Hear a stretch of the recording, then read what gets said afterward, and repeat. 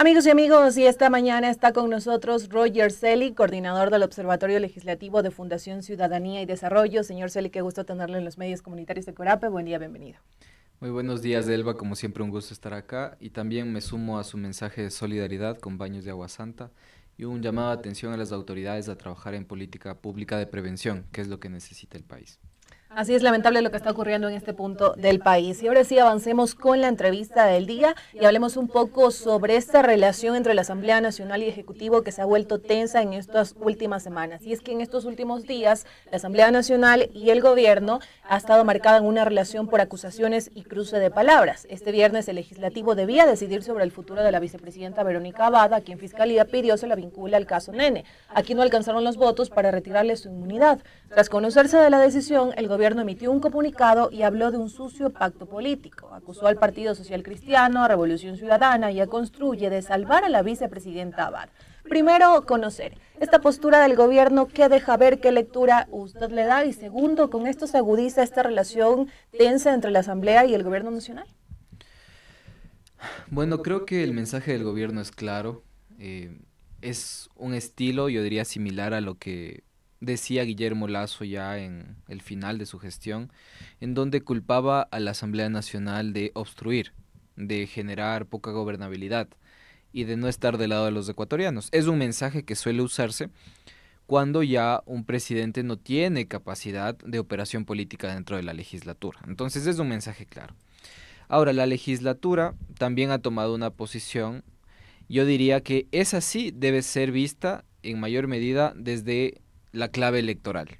Sabemos que los legisladores, muchos de ellos, van a optar por una reelección u otros van a optar por tal vez hacer campaña por una candidatura presidencial.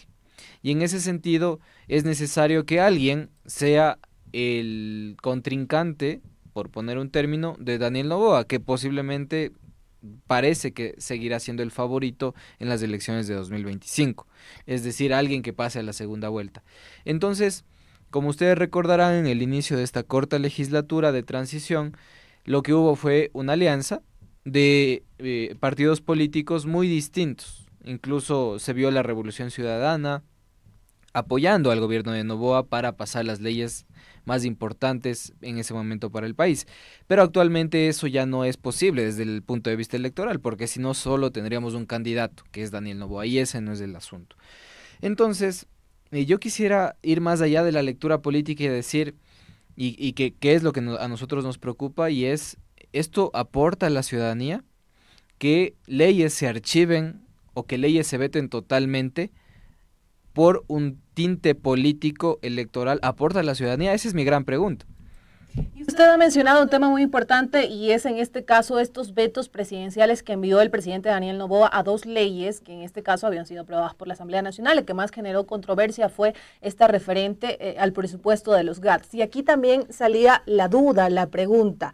¿Este veto que envió el presidente Daniel Noboa lo hizo basándose en argumentos o fue por venganza? Porque algunos hablan de eso, venganza hacia la Asamblea Nacional. Creo que más allá de los argumentos, porque si abordamos de manera específica la ley de presupuestos y GATS, es claro que estaba enmarcada en la Constitución, es decir, que los recursos que recogen los GATS se queden en los GATS, por cumplir el principio de descentralización y subsidiariedad, que es un principio constitucional. Entonces, a partir de ello, yo diría que los argumentos se podrían quedar un poco cortos. Uno de los argumentos era que los GATS gastan en cualquier cosa, y yo coincido, es verdad, gastan en cualquier cosa, en fiestas millonarias, por ejemplo. Pero desafortunadamente eso dice la Constitución. La Constitución establece que haya y se cumple el principio de subsidiariedad. Ahora, más allá de lo técnico del proyecto de ley, yo creo que es un mensaje político. ¿Qué quería decir? Si tú no pasas esta ley que es de mi interés, yo no envío al registro oficial la ley que es de tu interés. Y con ello comenzamos a ver una tendencia en donde se va obstruyendo el trámite normal de las normativas. Y eso, desde mi punto de vista, perjudica en dos sentidos. A la administración pública, porque ustedes saben que para construir un proyecto de ley pasan 2, 3, 5 años. Los proyectos de ley ameritan recursos de discusión, de asesoría técnica y demás. Yo siempre digo en mis entrevistas, un despacho mensualmente de un legislador, no voy a decir quién, porque es los 137, nos cuestan aproximadamente $15,000. Entonces, si un proyecto de ley simplemente por el test político o por el tinte político se archiva y se manda al tacho de la basura, creo que estamos fallando en administración pública, ¿no?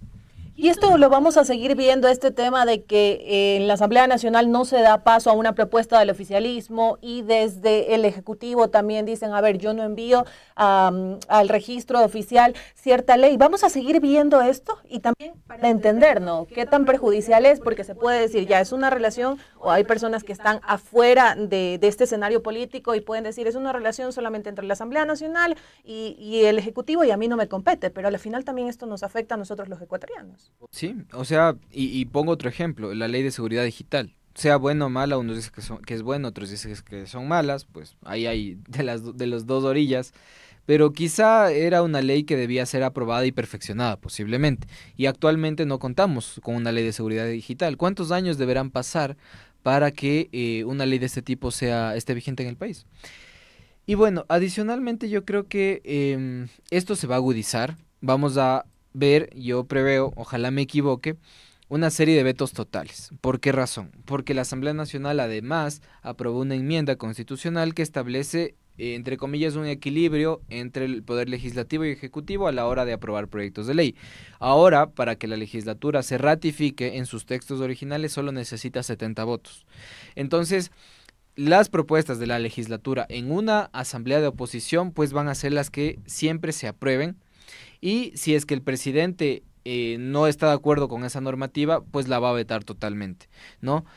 Y el veto parcial pues pierde sentido de alguna manera, porque el presidente, si quiere cambiar algunos textos o ajustarlos, la asamblea se podrá ratificar de forma muy sencilla en el pleno de la legislatura con 70 votos. Entonces, si es que y tomando en cuenta también lo que está pasando en la política internacional, si es que no se reconfigura la asamblea con una buena cantidad de legisladores del oficialismo, me refiero a las elecciones de 2025, posiblemente vamos a seguir experimentando un escenario de poca gobernabilidad. Es decir, en conclusión, quien vaya a ganar la presidencia de la República debe tener muy en cuenta que va a necesitar 70 legisladores al menos para poder gobernar. Ya vamos a hablar acerca de cómo se configura la Asamblea Nacional, los legisladores, las bancadas, porque también se ha visto este llamado camisetazo y se ha denunciado desde algunas bancadas, pero antes quería tocar algo con usted, y usted señalaba que esta respuesta por parte del gobierno nacional se podía deber también a que ya desde el gobierno nacional no se está teniendo este poder de operación política dentro de la legislatura. ¿A qué se debe esto y cuál fue ese punto de quiebre para que el gobierno sienta que ya no tiene este poder dentro de la legislatura? Yo creo que hubo dos momentos. El primero de ellos fue claramente la incursión en la Embajada de México, y más allá del tema diplomático, que Jorge Glass, el ex vicepresidente, esté hoy preso. Ese fue el punto de quiebre con la Revolución Ciudadana. La Revolución Ciudadana, a partir de ello, marcó cancha y dijo, pues nosotros no apoyamos en nada. Tal vez ellos dijeron en el discurso, sí, vamos a apoyar lo que sea bueno, pero en realidad no han apoyado nada. Todo se ha ido archivando. Y en segundo lugar, y el segundo momento de inflexión es la discusión entre el viceministro de Gobierno, Esteban Torres Cobo, y el presidente de la legislatura, que a propósito son afines ideológicamente, pero en este escenario han dicho, pues, y han restado legitimidad a cada una de sus direcciones políticas, en este caso la presidencia de la legislatura y el viceministerio de Gobierno. En ese sentido, pues son dos puntos que marcan un antes y un después en la relación de gobernabilidad entre Ejecutivo y Legislativo, y que desafortunadamente restan poder al presidente. Y si a esto sumamos, yo diría que no es un punto de quiebre, sino fue una relación que se fue desgastando con el tiempo, es con Construye, cuando se eliminó también pues la personería jurídica desde el Tribunal Contencioso Electoral, y esto generó pues la percepción de que el gobierno estaba detrás de esto, ¿no? Entonces, tres fuerzas políticas, Revolución Ciudadana, hablo en ese orden por el número de votos que tienen en la legislatura, el Partido Social Cristiano y Construye, ya no van a apoyar al gobierno, es lo que han dicho y lo que se nota, y los hechos también, y con ello pues la tiene muy difícil el gobierno de Daniel Noboa para operar en la Asamblea Nacional. Y con esto concluyo porque me parece muy importante. Guillermo Lasso en su momento dijo, no voy a gobernar con la Asamblea. Yo creo que la historia le demostró que es todo lo contrario, que un presidente necesita la legislatura. Espero que Daniel Noboa no caiga también en ese error histórico de Guillermo Lasso, porque podría traer consecuencias complejas para el país. Y en este caso también yo le quería consultar algo. Usted ha hecho mención a estas tres bancadas que son las que vemos que el gobierno nacional acusa de un sucio pacto político luego de que se diera esta votación relacionada a la vicepresidenta Verónica Abad en la Asamblea Nacional. ¿Cree que algunas de estas tres relaciones podrían mejorar? La de Revolución Ciudadana, quizás algunos analistas señalan que ya es algo muy cerrado y que tal vez Revolución Ciudadana no puede dar marcha atrás, pero con el Partido Social Cristiano, Construye, ¿podría mejorar esa relación? Por supuesto que sí. Desafortunadamente, las alianzas en la legislatura no se hacen conforme a ideologías, sino se hace conforme a coyunturas de intereses de un momento determinado. Yo no descartaría que, por ejemplo, el Partido Social Cristiano en un momento en donde ya se definan los candidatos a la presidencia y sobre todo se mida quién va primero y quién va segundo, evidentemente posiblemente eso cambie. Adicionalmente, yo diría que sí estamos en un escenario de incertidumbre, no se sabe qué va a ocurrir, por ejemplo, con la sucesión presidencial, no se sabe si es que van a lograr finalmente que Daniel Noboa sea presidente y candidato a la vez, no se sabe si Verónica va a lograr posesionarse en la presidencia de la República temporalmente. Entonces, todas estas condiciones que son variables nos hacen pensar que todo puede cambiar. Yo diría y esperaría que la Revolución Ciudadana sea la única organización política que no sea adherente a este gobierno en este recta final de esta administración ya para entrar al periodo electoral, porque ideológicamente sería sensato que contrapongan el modelo económico y político que está llevando Daniel Noboa. Nos guste o no, es un modelo distinto a lo que plantea la Revolución Ciudadana. Ideológicamente sería positivo que siga desapegada de ese modelo, pero insisto, es necesario generar consensos mínimos para que las leyes no se vayan vetando totalmente o archivando, porque si no, pues el trabajo de la Asamblea tendría un sinsentido. Seguimos en esta entrevista para los medios comunitarios de Corape con Roger Celi, coordinador del Observatorio Legislativo de Fundación Ciudadanía y Desarrollo. Y también consultarle algo, porque frente a todo este escenario de esta relación ejecutivo-legislativo, hay quienes señalan que el presidente Daniel Noboa está dejando varios frentes abiertos, pero que son parte de una estrategia. ¿Considera usted que es una estrategia o más bien errores políticos por parte de él? Esa es una pregunta compleja, porque sí o no, yo diría que posiblemente lo están intentando, pero no lo están logrando. Están intentando una estrategia. No están lográndolo, porque no creo que haya sido sin pensar lo que hicieron, ¿no? Evidentemente hay una estrategia detrás. Pero si nos vamos a los resultados, yo diría que hay al menos 4 derrotas políticas en los últimos meses de Daniel Noboa. Entiéndase el tema de Verónica Abad, normativas, entiéndase el estado de excepción en la Corte Constitucional y entre otras, que creo que muestran que la estrategia no está funcionando y que hay que quizá cambiarla. Yo pienso que la mejor estrategia en política es mostrar a la ciudadanía resultados. Y en este caso, si el consenso mínimo lleva a tener un resultado positivo político, pues qué mejor. Gana el país, ganan los políticos, pero actualmente lo que está pasando es todo lo contrario y la estrategia, desde mi punto de vista, no está funcionando. Y antes de culminar esta entrevista, también consultarle, ya que ustedes son parte del Observatorio Legislativo de Fundación Ciudadanía y Desarrollo, usted es el coordinador ya en la parte final, también cómo va avanzando ese trabajo de la Asamblea Nacional. Ustedes emitieron un informe, tuvimos la oportunidad de conversar de este informe, pero también vimos una respuesta desde la Asamblea Nacional, desde el presidente Henry Kronfle, referente a ciertos puntos. Entonces, que nos cuente. Bueno, es muy claro lo que está ocurriendo en la Asamblea Nacional, no lo digo yo, acaba de decirlo un juez y sentenciar en primera instancia a la Asamblea Nacional por vulnerar el derecho al acceso a la información pública de la ciudadanía. La Asamblea tiene 10 días para cumplir con este requisito de acceso a la información pública y desafortunadamente es un precedente negativo para la legislatura, pero positivo para la ciudadanía porque va a poder acceder a la información. Y de forma ulterior la Asamblea Nacional se verá fortalecida porque deberá mejorar sus procesos. Desafortunadamente es una administración, la actual, que ha socavado el derecho al acceso a la información pública y actualmente pues tiene que mejorarlo sí o sí. Y también en el trabajo de las bancadas legislativas, ¿cómo usted le ve ya también fuera de esta relación tensa entre el Ejecutivo? Bueno, el trabajo de las bancadas desafortunadamente es poco evaluable, dado que ellos deben presentar al inicio de su gestión programas marcos de trabajo, pero no sé si los han presentado porque lo hemos solicitado y no nos han entregado esa información. Desafortunadamente no creo que existe una cultura política de bancada en la Asamblea Nacional. Muestra de ello es lo que usted mencionaba y en la recta final, el transfugismo político, el camisetazo. Hay ya 20 casos en estos 6 meses. Hay una legisladora que ha tenido 4 camisetas. Nos sorprende mucho cómo se están manejando actualmente los políticos de las bancadas, y el llamado de atención es a tratar de mejorar la conducta política, porque sabemos que a través de las leyes quizá todo no cambia. Ahora se quiere enviar a la cárcel, es la propuesta, o destituir a los legisladores que se cambien de camiseta. Nos parece algo extremo. Más bien nos parece que hay que fortalecer a las organizaciones políticas y la cultura política en el país para poder mejorarla.